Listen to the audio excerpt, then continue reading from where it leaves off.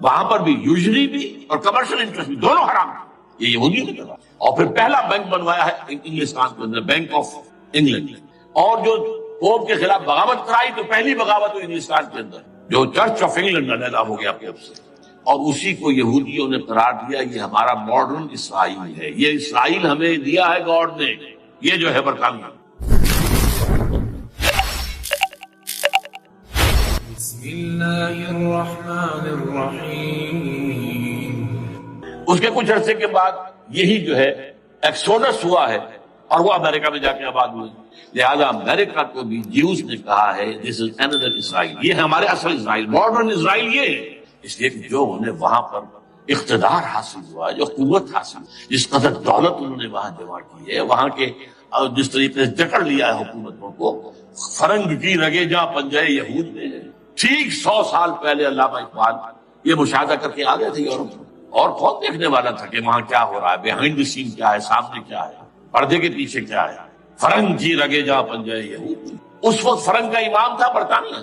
یہ وہ سلطنت تھی جس پر سورج کبھی غروب نہیں ہوتا تھا. آج وہ فرنگ کا امام امریکہ. یہ برطانیہ تو اب وہ جو ایک نظم ہے کہ بچپن میں پڑھی تھی، London Bridge is going down going down going down, اس کی مثال ہے. برطانیہ کی کوئی حیثیت نہیں، ورلڈ پاور کی حیثیت نہیں ہے. وہ تو چھوٹا بھائی اس نے بنا رکھا امریکہ نے اپنا، تو اس حیثیت سے جو ہے اس کی کوئی حیثیت ہے، ورنہ کوئی اور حیثیت نہیں. بہرحال ان دونوں میں یہ ہے کہ پیچھے ماسٹر مائنڈ، سازشی ذہن، پلاننگ، اسکیم ساری یہودی. اعلی کار امریکہ سب سے بڑھ کر، اس کے بعد برطانیہ. اور اس میں اصل پروٹیسٹنٹس، ان میں بیپٹسٹ، ان میں اس سے بھی آگے بڑھ کر ایونجلسٹ، جن کو کہتے ہیں بورن اگین کرسچنس، جن کو کہتے ہیں نیو کنزرویٹو کرسچنس. یہ تمام اصطلاحات آپ اخبارات میں پڑھتے ہوں گے، ان کو گروپ کرنا. یہ اصل اعلی کار. ان کو ایک نیا نام دیا گیا ہے کرسچین زائنسٹ.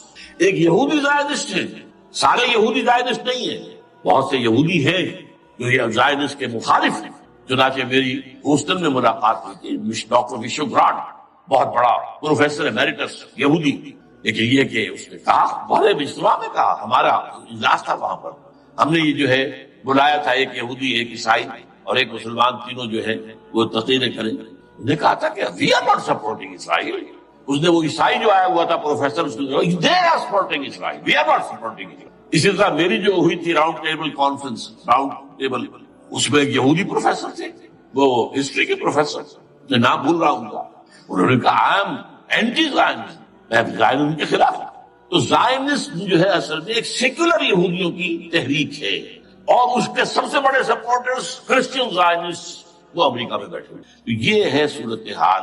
یہ جان لیجئے کیتھولکس جو ہیں یہ اتنے پرو یہودی نہیں ہیں. اب رفتہ رفتہ وہ بھی اس کے اندر آ کر شامل ہو گئے. یورپ جو ہے زیادہ Catholics, Roman Catholics. Roman Catholics کا یہ بھی آپ نے جملہ پڑھ سنا ہوگا کہ یہ جو ترکی جو ہے ہمارا ملک، یہ جو کوشش کرتا رہتا ہے گھسنے کی یورپین یونین کے اندر. تو ایک دفعہ جان شراق نے کہا تھا، بڑا پیارا جملہ تھا، Why doesn't Turkey understand that we are a Christian club؟ یہ ہماری جو یونین ہے یورپین، یہ جو کرسچین کلب ہے وہ مسلمان ہے. وہ کس وجہ سے آنا چاہتا ہے اندر؟ کیوں تو خود داخل ہونا چاہتا ہے؟ Why doesn't Turkey understand that we are a Christian club؟ لیکن یہ ہے رومن کیتھولک. اور ان کا میں بعد میں آپ کو بتاؤں گا. یہی آپ کو معلوم ہے کہ یورپ نے عام طور پر اسرائیل کا اتنا ساتھ نہیں دیا جتنا جو امریکہ دیتا رہا ہے. اور کسی درجے میں ان کے دلوں میں سافٹ کارنر جو ہے عرب فلسطینیوں کے لیے بھی رہا. یہ معاملہ ایران کے بارے میں بھی رہا ہے. جس قدر اسٹرانگ ایکشن امریکہ لینا چاہتا ہے، یہ جو ہے اس کے ساتھ نہیں ہے. تو یہ دونوں کا فرق ہے. وہ میں اس کا ایک بنیاد بعد میں بتا دوں گا آپ کو. بہرحال ان کا ایک جو ایجنڈا ہے وہ دو، سمجھیے کہ دو اس کے نکات ہیں، دو رسیوں کے مانند یہ آپس میں بٹا ہوا ہے. پہلا، عالم اسلام کے مادی اور مالیاتی وسائل خصوصاً تیل پر قبضہ. یہ ان کا دنیاوی اعتبار سے، دولت کے اعتبار سے، وسائل کے اعتبار سے اس وقت ایجنڈا ہے. ویسے تو اس سے اوپر وہ چاہتے ہیں پوری دنیا پر، وہ تو بات کی بات ہے کہ ابھی نہ وہ روس کو چھیڑ رہے ہیں نہ چین کو چھیڑ رہے ہیں. چین تو ان کا سب سے بڑا جو ہے بزنس پارٹنر ہے، سب سے بڑا، اور چین کو رفتہ رفتہ وہ اپنی لائن پر لا رہے ہیں. اب تو صرف یہ کہ وہ ایک پارٹی گورنمنٹ وہاں رہ گئی ہے جو کہ کمیونزم کے دور کی یادگار ہے، باقی ان کی جو اکانومی ہے وہ تو آ چکی ہے اسی رخ پر جو یورپ کی ہے، مغرب کی ہے. نمبر دو ایجنڈا کیا ہے؟ دنیا میں کہیں بھی اسلام کے بحیثیت ایک نظام زندگی ظاہر ہونے کا کوئی موقع نہیں دینا. We have to nip the evil in the bud at any cost. یہ ان کے ایجنڈے کا دوسرا. یہ دو ہیں انٹرٹوائنڈ. جیسے آپ لڑیوں کو پٹ دے کر رسی بناتے ہیں، ایسے یہ دو لڑیے ہیں. اسلام کا پولیٹیکل سوشو اکنامک سسٹم کہیں نہ آ جائے. ہو نہ جائے آشکارا شر پیغمبر کا. یہ ابلیس نے کنکلوڈ کیا. وہ جو ابلیس کی مجلس شورا ہے، ہو نہ جائے آشکارا شر پیغمبر. کہیں ایسا نہ ہو کہ پیغمبر کی شریعت دنیا کے سامنے آئے، پیغمبر کا نظام آ جائے. الحذر، آئین پیغمبر سے 100 بار الحذر. حافظ ناموس زن، مرد آزما مرد آفری. یہ معاشرتی نظام ہو گیا. موت کا پیغام ہر نوع غلامی کے لیے، نہ کوئی فخور و خاکہ نہ گدائے رہنسی. یہ سیاسی نظام آ گیا اور کرتا ہے دولت ہر آلودگی سے پاک و صاف. منعموں کو مال و دولت کا بناتا ہے امین. تم دولت کے امین و مالک نہیں ہو. اور اس سے بڑھ کر اور کیا فکر و عمل کا انقلاب. بادشاہوں کی نہیں، اللہ کی ہے یہ زمین. ان الارض للہ. یہ نظام کہیں نہ آ جائے. یہ ہے جس پہ کہ وہ خطرہ محسوس کر رہا تھا. اور اس کے بعد یہ کہتے ہیں یہ تو تھا عصر حاضر کے تقاضے، لیکن یہ کہ صورتحال کیا ہے. ہو نہ جائے آشکارا شر پیغمبر کہیں ہے. یہی یہ معاملہ اس طرح رکھو کہ خود مومن ہے محروم یقین. یہ غنیمت ہے کہ خود مومن ہے محروم یقین. ہمیں اگر کوئی سہارا ملتا ہے تو اس سے کہ مومنوں کو بھی، نام نہاد مسلمانوں کو بھی اپنے اس نظام پر یقین نہیں. وہ نماز پر یقین رکھتے ہیں، روزے پر رکھتے ہیں، زکوٰۃ کو بھی دو بھی اللہ تعالیٰ جس کو توفیق دیتا ہے، حج کرتے ہیں، عمرے کرتے ہیں. یہ ہے سب. لیکن یہ کہ یہ غنیمت ہے. چشم عالم سے رہے یہ پوشیدہ یہ آئین تو خوب. وہ ابلیس کہتا ہے کہ یہ آئین چشم عالم سے پوشیدہ رہنا چاہیے. یہ غنیمت ہے کہ خود مومن ہے محروم یقین. ہمارے لیے جو ہے اگر کوئی سانس لینے کی جگہ ہے وہ یہ ہے، حوصلہ افزائی اگر ہے تو اس میں ہے کہ خود مومن محروم یقین ہے. اس کے سامنے وہ راستہ ہے ہی نہیں. اب لیجیے یہودیوں کے ایجنڈے کو میں تجزیہ کر رہا ہوں. سب سے پہلے World Bank, IMF، globalisation, TRIPS, ان تمام ہتھ کنڈوں کے ذریعے عالمی مالیاتی استعمار جو بظاہر امریکہ کا ہوگا حقیقت یہود کا ہوگا. یہودیوں کے نزدیک پوری نوع انسانی حیوانوں کے مانند ہے. They are not human beings. They are goyams. They are Gentiles. یہ انسانی شکل میں حیوان ہے. اور جیسے حیوانوں کو ایکسپلائٹ کرنا، استعمال کرنا انسانوں کا حق ہے. گھوڑے کو آپ باندھتے رہے ہیں نا ٹانگے کے آگے، اور بیلوں سے آپ ہل جتواتے رہے ہیں، تو جیسے یہ حق ہے ایسے ہمارا حق ہے پوری دنیا کے جو ہے وسائل کو کھینچے. ہاں جیسے گھوڑے اور بیل کو بھی کوئی نہ کوئی دانا تو ڈالنا پڑتا ہے، چارہ بھی دینا پڑتا ہے، تو ان کو بھی کچھ دو. یہ پوری نوع انسانی ورکرز بن کر رہ جائے، حیوان بن جائیں. بالکل شہوت کے غلام بنا دو انہیں، اخلاقی اقدار کا بیڑا غرق کر دو، خاندانی نظام کو تہوبالا کر دو. یہ باقاعدہ جو protocols of the elders of the Zion تھے ان سب میں موجود ہے لکھا ہوا، جو 1897 میں انہوں نے پاس کیا اپنا پروگرام. بیسل سوئٹزرلینڈ کا ایک شہر ہے. Protocols of the elders of the Zion. ان کو حیوان بنا دو، بس حیوانوں سے کام لیتے رہو. ہاں ان کی کمائی کا کچھ حصہ ان کے لیے چھوڑ دو، وہ بھی زندہ رہیں، وہ بھی آخر کام کیسے کریں گے. اور اصل جو ہے ملائی کھینچ لو اپنے اس نظام کے ذریعے. World Bank, IMF، stock exchange, TRIPS, globalisation, اس کے ذریعے سے عالمی مالیاتی استعمار. نمبر 2 ایک ہے ان کا ایجنڈا، یہ تو عالمی ہے. دوسرا ایجنڈا کیا ہے؟ وہ لوکل. وہ کیا ہے؟ گریٹر اسرائیل کا قیام، جس میں مصر کا سارا زرخیز علاقہ شامل ہو، جو ڈیلٹا کا علاقہ کہلاتا ہے، جہاں کے اس وقت کے بادشاہ نے، حضرت یوسف علیہ السلام کے زمانے کے بادشاہ نے، وہ فرعونہ کے خاندان میں سے نہیں تھا، وہ عرب تھا. عربوں ہی سے کسی وقت کوئی قوم آئی تھی جو کہ مصر پر قابض ہوئی. اس نے حضرت یوسف کے خاندان کو لا کے وہاں آباد کیا. بہترین جشن کا علاقہ کہلاتا ہے، بہترین. وہ کہتے ہیں ہمارا ہے، ہم رہے وہاں پر کئی 100 برس تک رہے. عراق ہمارا ہے، وہاں ہمیں قید میں رکھا گیا، نبوکدنضر دے گیا تھا. عرب کا شمالی حصہ جو ہمارا ہے، وہاں خیبر میں یہودی قلعے تھے، اور وہاں مدینے کے اندر جو ہے 3 قبیلے یہودی تھے جنہیں محمد نے صلی اللہ علیہ وسلم وہاں سے نکال پار کیا تھا. جارڈن وارڈن، یہ ترکی کا بھی کچھ حصہ ہمارا ہے. باقی پورا لبنان اور پورا فلسطین، یہ سب اس کے اوپر بنے گا ایک greater Israel. This is there local. اور اس کے لیے ضروری ہے ایک بہت بڑی جنگ. ایسے آسانی سے نہیں ہو جائے گا. آرمگیڈون، جس کو حضور نے فرمایا الملحمۃ العظمیٰ، الملحمۃ الکبریٰ، بہت بڑی جنگ، جس کی خوفناکی اور تباہناکی کا اندازہ اس سے کیجیے. حضور فرماتے ہیں کہ اگر ایک باپ کے 100 بیٹے یا ایک دادا کے 100 پوتے ہوں گے تو ان میں سے 99 ختم ہو جائیں گے ایک بچے. اور ایک جگہ فرماتے ہیں اتنی اموات ہوں گی، اتنی لاشیں ہوں گی کہ ایک نفاست پسند پرندہ جو ہے جو گندگی پہ نہیں اترنا چاہتا. ایک تو ہے یہ کوے چیلیں گرد، وہ تو گندگی ہی کی تلاش میں مردار کھانے کے لیے، وہ تو لاشوں کو نوچ رہے ہوں گے. وہ پرندہ جو ہے نفاست پسند، وہ نہیں اتر سکے گا، اڑتا اڑتا چلا جائے گا، لیکن لاشوں کا سلسلہ ختم نہیں ہوگا یہاں تک کہ تھک ہار کر لاشوں پر گر جائے. یہ دور نہیں ہے، اس لیے کہ اس پر متفق ہیں یہودی بھی اور عیسائی. پروٹسٹنٹس عیسائی اس کے پوری طرح متفق. آرمگیڈون جسے آپ تھرڈ ورلڈ وار کہہ لیں، الملحمۃ العظمیٰ کہہ لیں، الملحمۃ الکبریٰ کہہ لیں، حضور کے الفاظ میں یہ آئے گا. اس کے نتیجے میں گریٹ اسرائیل بنے گا. نمبر 3 پھر بنے گا تھرڈ ٹیمپل جو ٹائٹس نے گرا دیا تھا 70 میں، سن 70 عیسوی، جسے گرے ہوئے کتنا عرصہ ہو گیا، 2008 اندازہ کر لیا، 1800 کتنے برس ہو چکے. وہ دوبارہ بنائیں گے تھرڈ ٹیمپل، اور اس کے لیے مسجد اقصی کو گرائیں گے اور ڈوم آف دی راک، قبۃ الصخرہ، وہاں لا کر پھر اس میں کنگ ڈیونز تھرون لا کے رکھا جائے گا. یہ بھی میرے علم میں پہلی مرتبہ اسے ٹرمپٹ رسالے سے آیا. وہ کیا ہے؟ حضرت داؤد کا. آج سے کتنے ہزار سال پہلے کی بات، اندازہ کیجیے، 1000 قبل مسیح، اور یہ اب 2000 ہو گیا عیسوی، 3000 برس تو ہو گئے.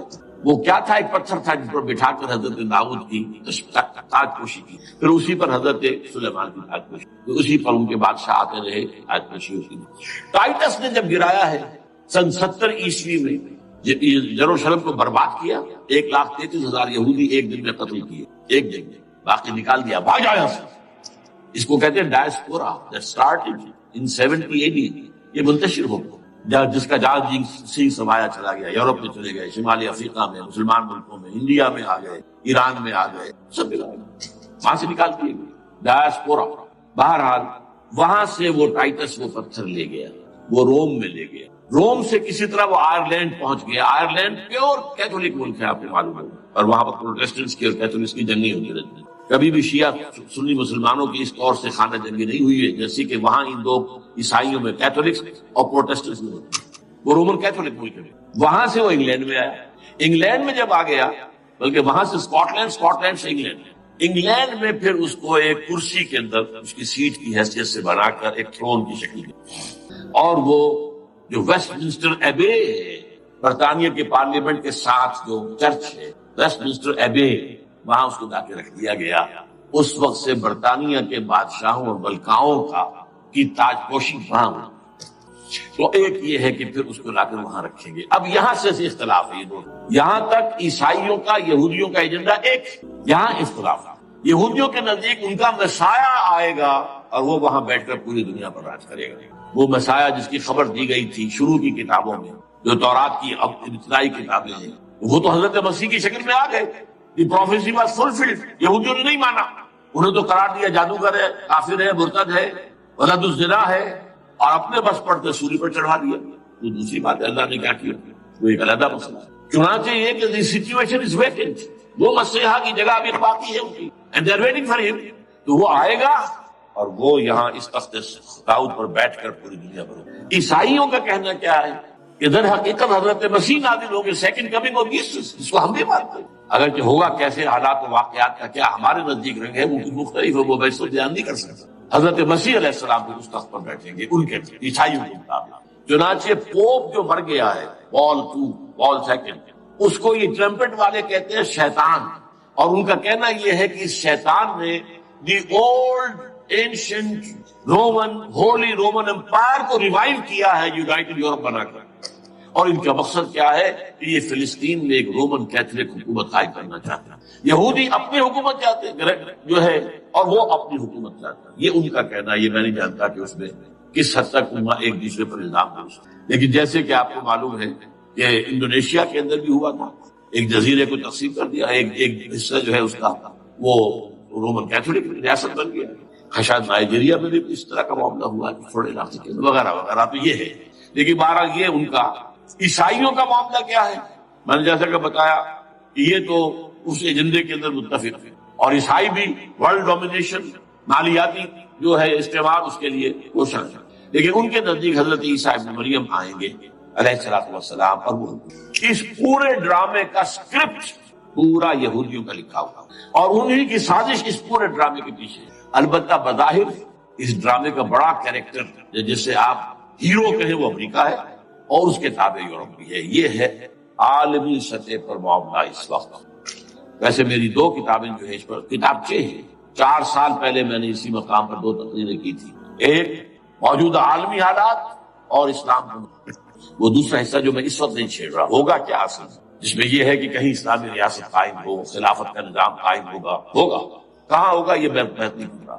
حضرت مہدی کا ظہور ہوگا، وہ آئیں گے عرب کے، پھر یہ ہے کہ وہ جو گریٹر اسرائیل کے خلاف جہاد ہوگا، اور اللہ کرے گا کہ رفتہ رفتہ یہ ممالک جو ان سے لے لیے جائیں گے، یہاں تک کہ بالآخر ایک یہودی اعلان کر دے گا میں ہوں مسیح، جس کو کہ عیسائی بھی کہتے ہیں اینٹی کرائسٹ، اور یہ کہتے ہیں یہ بیپٹسٹ بھی کہ اینٹی کرائسٹ جو ہے وہ یہودی ہوگا، جبکہ کچھ عرصے پہلے بہت بڑا پروپیگنڈا ہوا تھا کہ اینٹی کرائسٹ جو ہے، دجال جو ہے وہ تو مسلمان ہوگا، نہیں، لیکن وہ کہتے ہیں کہ ہوگا یہودی ہوگی، اور پھر اس یہودی کو قتل کریں گے حضرت مسیح، دی ریئل مسیح، اصل مسیح جو اٹھا لیے گئے درمیان میں، وہ آئیں گے، اور ان کے ہاتھوں دجال بھی قتل ہوگا، اور پھر مسلمانوں کے ہاتھوں ایک ایک یہودی قتل، پھر ایک عالمی اسلامی ریاست قائم ہوگی حضرت مسیح کے ہاتھوں، اور وہاں پر حضرت مسیح ایک حدیث میں آتا ہے 40 برس تک پوری دنیا پر۔ بہرحال یہ دوسرا پکچر ہے جو ہمارے سامنے، میں اس وقت کی تفصیل میں نہیں جا رہا، جو ان کے سامنے پکچر ہے وہ میں نے آپ کو بیان کیا۔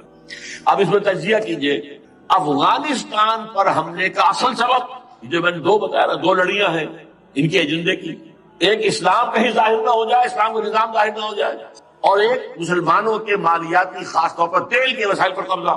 اب افغانستان میں کیا ہوا ہے، یہ سارا معاملہ تھا اسلام کا راستہ ہو، کہ یہاں تو اسلام ایک شکل دکھا رہا ہے اپنی، اور اگر انہیں موقع مل گیا تو یہ تو ایک ایسی ویلفیئر اسٹیٹ قائم کر دیں گے، زکوٰۃ کا نظام قائم ہو جائے گا تو اعلیٰ ترین ویلفیئر اسٹیٹ قائم ہو جائے گی، اور اگر یہاں پر جو ہے یہ ساری سزائیں نافذ ہو گئی، معاشرہ کرائم فری ہو جائے گا، لوگوں میں محبت ہوگی، مساوات ہوگی، اور یہ کہ عام لوگوں کے لیے ویلفیئر ہوگا، اور یہ سامنے نظام آ گیا تو پھر ہمارا یہ نظام کیپیٹلزم یہ کہاں رہے گا، اس کو تو منہ چھپانے کی جگہ نہیں ملے گی۔ لہذا افغانستان پر حملے کا اصل موٹو یہ ہے۔ البتہ یہ ساتھ ہی یہ بھی تھا کہ افغانستان کے راستے سے سینٹرل ایشین اسٹیٹس جو ہیں ان سے پائپ لائنیں لا کر، اور وہ پھر کہیں گوادر کے آس پاس سمندر میں لائے جائے، تاکہ ہم وہاں کے جو ہے ڈرین کر سکیں جو تیل اور گیس کے ذخائر ہیں سینٹرل ایشین اسٹیٹس کے اندر، جو مسلمان اسٹیٹس ہیں، تو اس کے لیے راستہ جو ہے وہ لینا چاہتے تھے افغانستان سے۔ اب وہ جہاں تک افغانستان کا تعلق ہو تو ان کے قبضے میں ہے، جب چاہیں کر لیں۔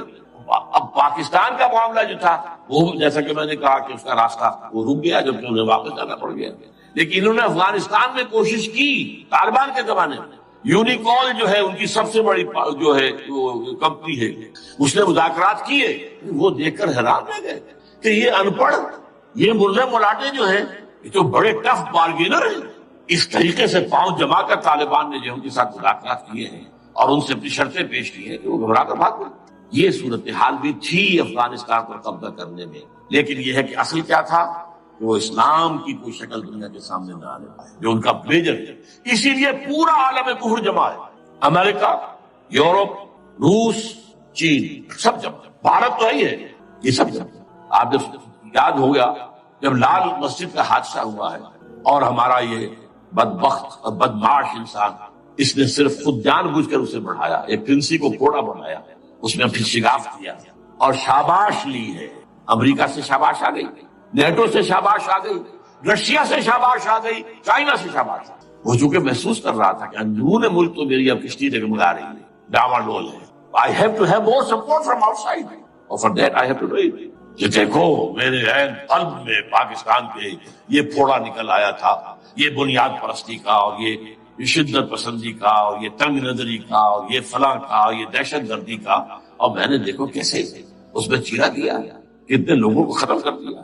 اچھا، اس میں یہ بھی ذہن میں رکھیے کہ افغانستان کے بارے میں یہودیوں کے علم میں ہے کہ حضور کی حدیث کیا ہے۔ حضور کی حدیث ہے یخرج من خراسان رایات سود، خراسان کے علاقے سے کالے جھنڈے لے کر فوجیں چلیں گی، لا یردها شیء، کوئی طاقت ان کو رخ نہیں موڑ سکے گی، حتی تنصب بیلیا، یہاں تک کہ وہ آ کے بیت المقدس میں جھنڈے گاڑ دیں۔ دے نو اٹ، جان لیجیے یہ لوگ پڑھے لکھے لوگ ہیں۔ میں آپ کو ایک واقعہ سناتا ہوں۔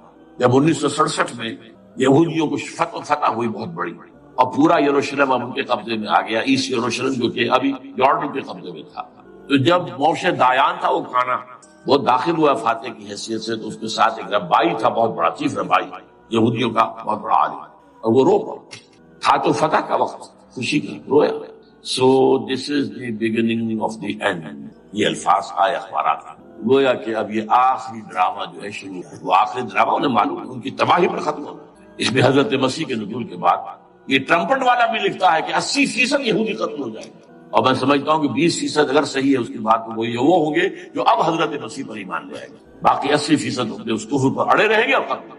اسی طرح حضور کی ایک حدیث ہے کہ جب یہودیوں کا قتل عام ہو رہا ہوگا اگر مسلمان قتل کریں گے تو اگر کسی درخت کے پیچھے یہودی چھپا ہوگا تو درخت پکارے گا اے مسلمان عبداللہ آؤ ادھر, یہ میرے پیچھے یہودی چھپا ہوا قتل کرو. کسی پتھر کے پیچھے چھپے گا تو پتھر بولے گا سوائے ایک درخت غرقد کے. غرقد یہودیوں کا درخت ہے, وہ پناہ دے گا. اور آج اسرائیل میں سب سے بڑی پلانٹیشن غرقد کی ہے. اسی لیے افغانستان, خراسان, یہ افغانستان کا ہارٹ ہے افغانستان. اور یہ بھی جان لیجیے ہمارا جو مالاکنڈ سے اوپر کا علاقہ ہے یہ بھی خراسان کا حصہ, اولڈ خراسان, جسے گریٹر خراسان کہا جاتا ہے. ایک میں نے ایرانی سے پوچھا تھا اس کے بارے میں تو اس نے کہا خراسان ہمارا ایک صوبہ ہے. میں نے کہا وہ تو مجھے معلوم ہے, جس کا دارالخلافہ مشہد ہے اور یہ ان کا مقدس شہر ہے, وہ تو اسے مکے کی طرح سمجھتے ہیں. بہرحال میں نے کہا میں پوچھ رہا ہوں پرانا خراسان بزرگ, تو خراسان بزرگ کا انہوں نے بتایا پورا افغانستان اس میں شامل ہے. اور پھر یہ اسٹیٹس جو ہیں سینٹرل ایشین اسٹیٹس اور ایران کا ایک حصہ اور پاکستان کا ایک حصہ, یہ جو مالاکنڈ کہلاتا ہے. اور یہ بڑی معنی خیز بات ہے کہ وہی مالاکنڈ سے تحریک چلی ہے جو اصل تحریک ہے طالبان پاکستان, وہ سوات سے چلی. بہرحال اس وجہ سے اس پہلو سے یہ جو ہے افغانستان پر حملے کا سب سے بڑا سبب وہ تھا. دوسرا جو تھا وہ یہ کہ ان کو جو پائپ لائن لے کے آنی تھی اس کے لیے, لیکن وہ ظاہر بات ہے کہ اس میں جو ہے جو طالبان نے وہ ان کی چکمے میں نہیں آئے. اس پر ایک کتاب ہے کہ جو انگریزی میں عابد اللہ جان کی, Afghanistan the genesis of the last crusade, Afghanistan سے آخری صلیبی جنگ کا سلسلہ شروع. بہت جو ہے چشم کشا ہے, معلومات افزا ہے, انگریزی میں ہے. اچھا عراق میں معاملہ برعکس تھا. عراق میں تیل کا معاملہ بھی تھا تو صرف امریکہ کا تھا. جو یورپ ہے وہ زیادہ تر کیسپین کے ایریا کے تیل کی طرف نگاہیں رکھتا ہے. یہ جو ہے یہ اصل میں سارا جو ہے یہ امریکہ کا معاملہ. اور دوسری طرف یہ کہ یہاں کو مذہبی سلسلہ نہیں تھا, حالانکہ تھا, وہ یہودیوں کا تھا. وہ کیا تھا؟ Extension, first step towards the establishment of greater Israel.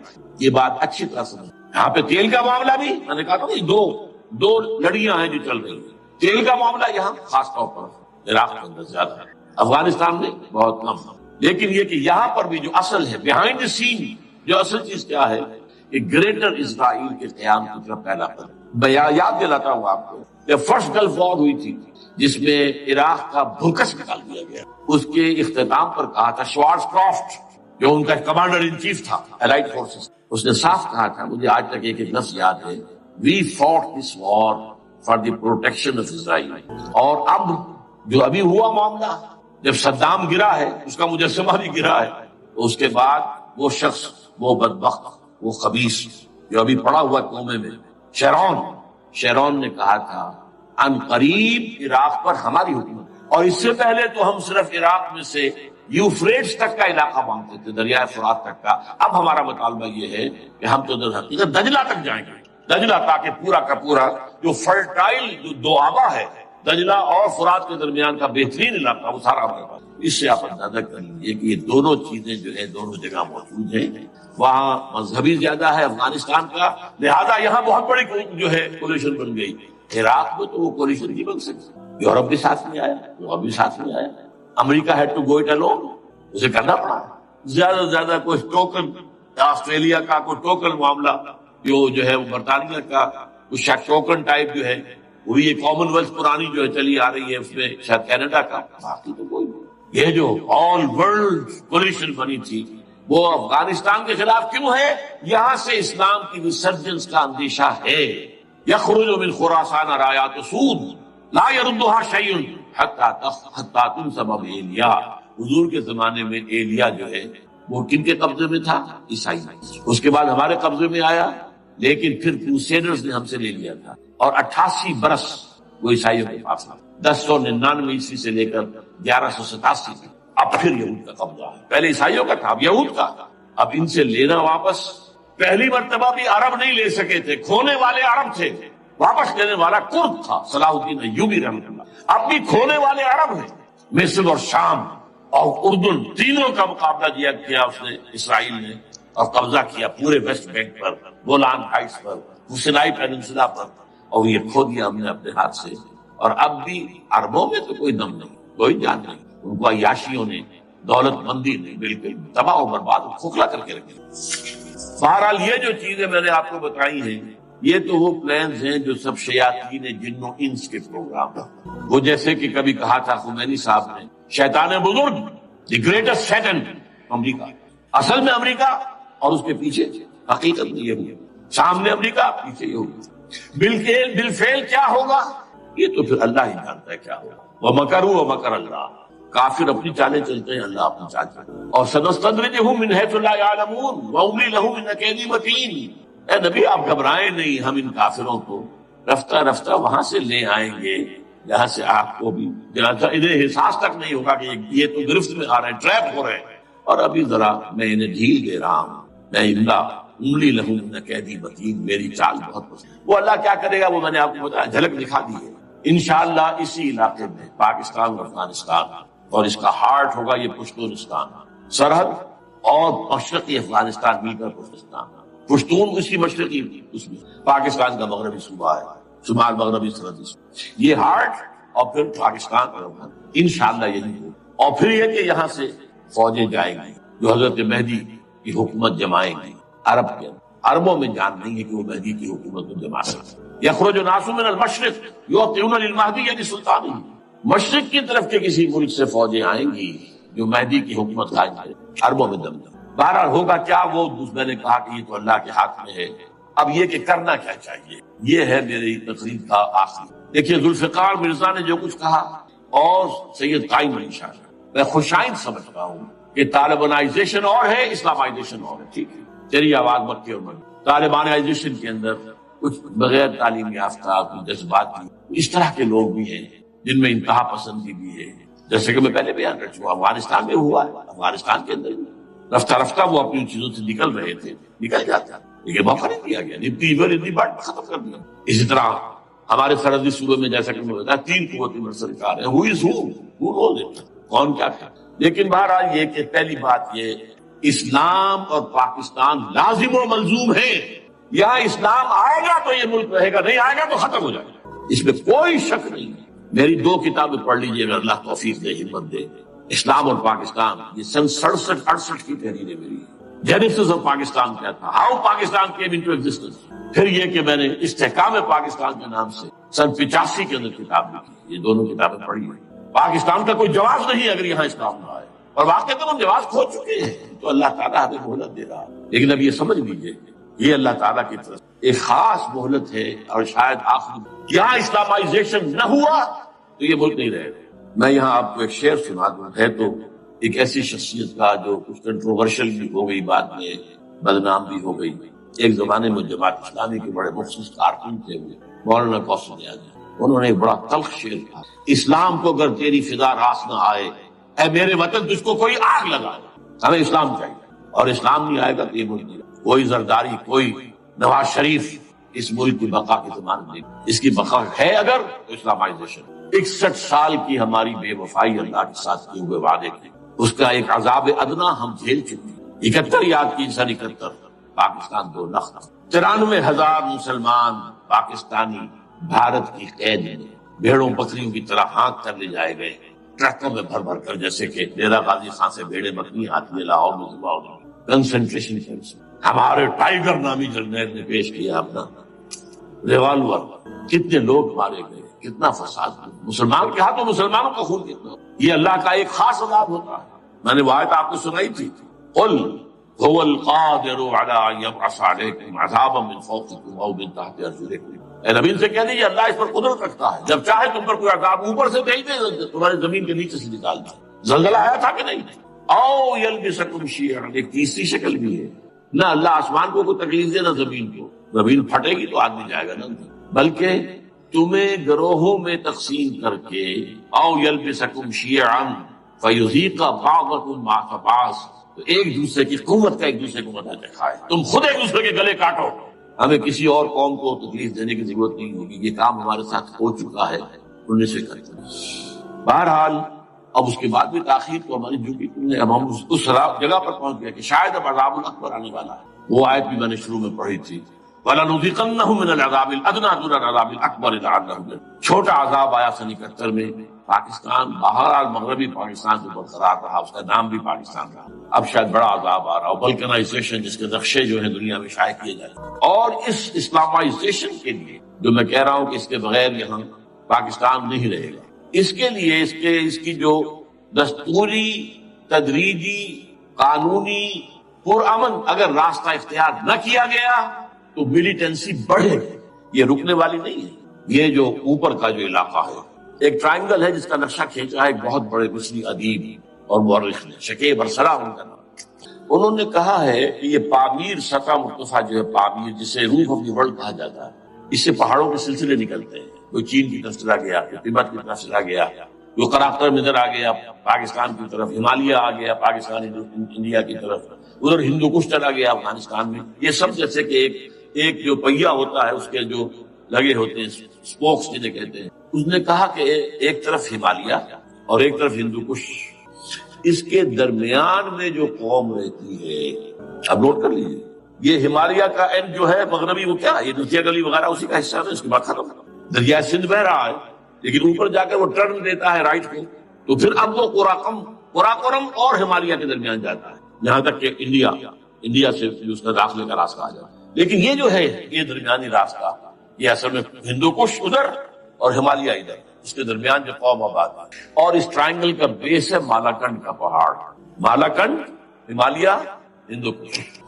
Us triangle میں جو قوم آباد ہے، شکیب ارسلان کہتا ہے اگر پوری دنیا میں اسلام کی نبضیں ڈوب جائیں تب بھی یہاں کے لوگوں میں اسلام کی نبض، یہ وہ علاقہ جہاں سے پاکستان کے طالبان کا آباد، جہاں سے پرامن تحریک چلی تھی، اس کا راستہ روک دیا گیا، اب وہ شدت پسندی پر آ گئی، اور یہ شدت پسندی بڑھے گی اگر آپ نے تشدد سے رو، اگر امریکہ کے چمچے بنے رہے، اگر امریکی ایجنڈے ہی کو پورا کرتے رہے اور اپنے لوگوں کو مارتے رہے، تو جواب میں دریک چراغ حقیقت قبول کیا تم نے تو موج دودھ سے صد آفتاب ابھریں گے۔ یہ اب جو آ رہے ہیں، کہاں سے آ رہے ہیں آپ کی خودکش حملہ آور، وہی ان لوگوں کے رشتے دار ہیں جو امریکی بمبارڈمنٹ میں مارے گئے، کتنے ہیں جن کے بچے ختم ہو گئے، بیٹے مر گئے۔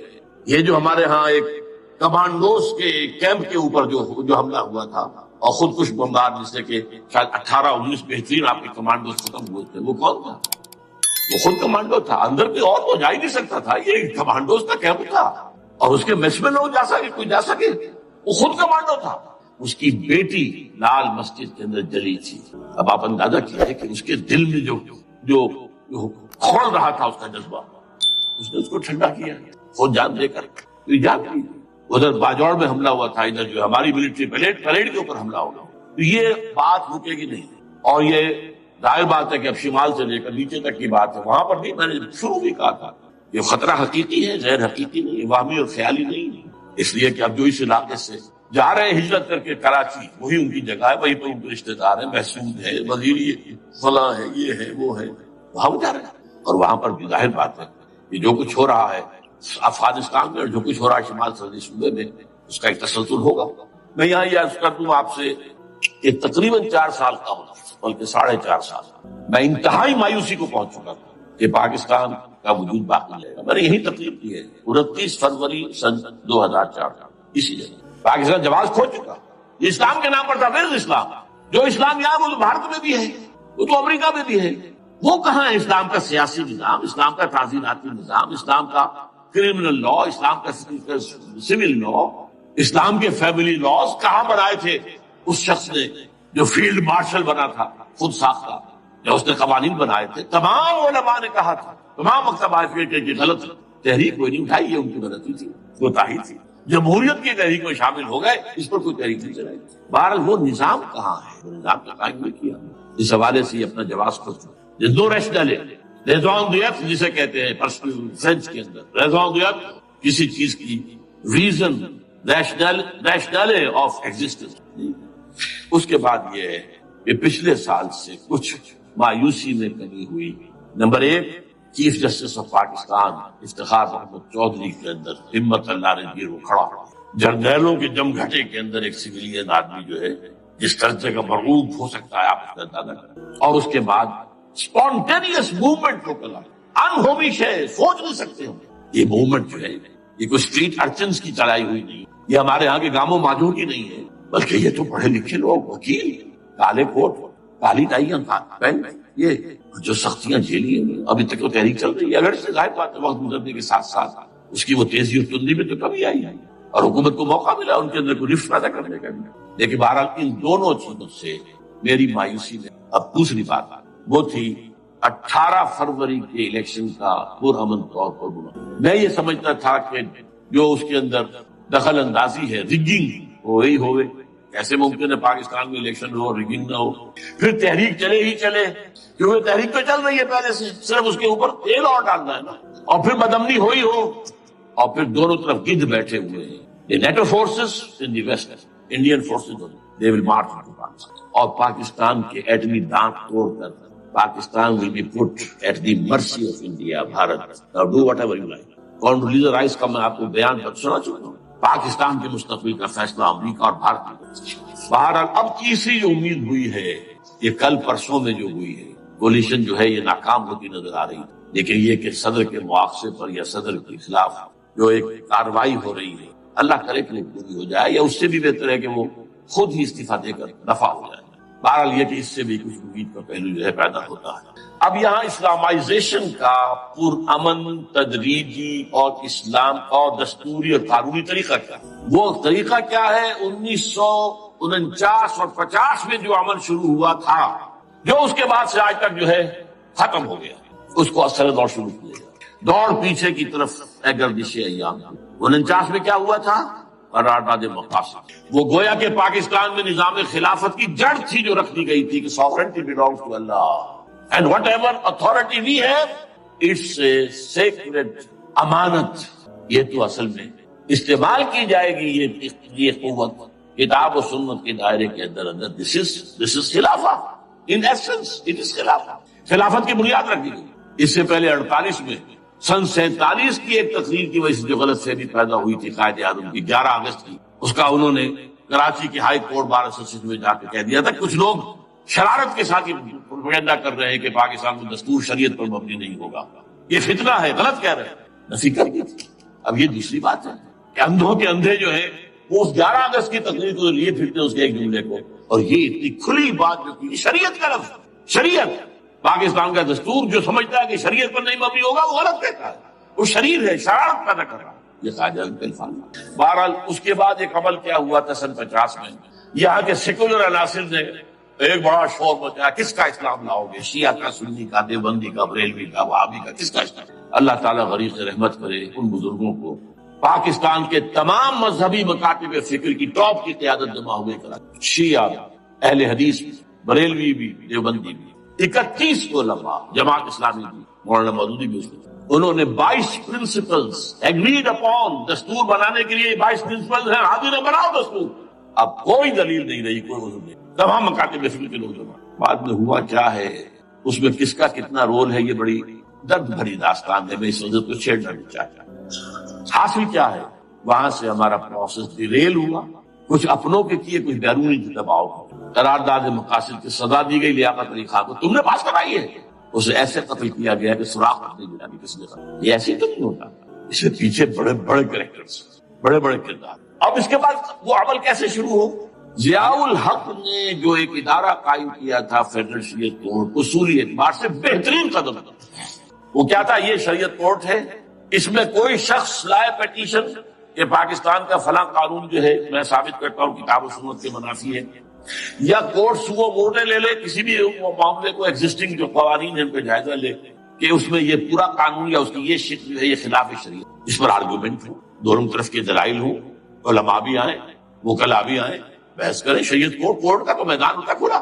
بالآخر اگر کورٹ فیصلہ دے دے کہ ہاں یہ ایگزسٹنگ قانون یا جو قانون قابل زیر غور ہے بننے جا رہا ہے یہ خلاف شریعت ہے یا جزون شریعت کے خلاف ہے، تو وہ اسے کینسل کر دے گا اور کہہ دے گی کورٹ کہ اگر یہ مرکزی معاملہ ہے تو مرکزی حکومت، صوبائی معاملہ ہے تو صوبائی حکومت اتنی مدت میں 3 4 6 مہینے کے اندر اندر اس کی آلٹرنیٹ لیجسلیشن کر لے جیسے مہلت ختم ہوگی یہ قانون ڈیفنس ہو جائے. اصولی اعتبار سے اس سے زیادہ صحیح اسکیم کوئی نہیں سوچ سکتا. آج بھی میں قائل ہوں، لیکن یہ بدبختی تھی اس شخص ضیاء الحق، اس کو بالکل غیر مؤثر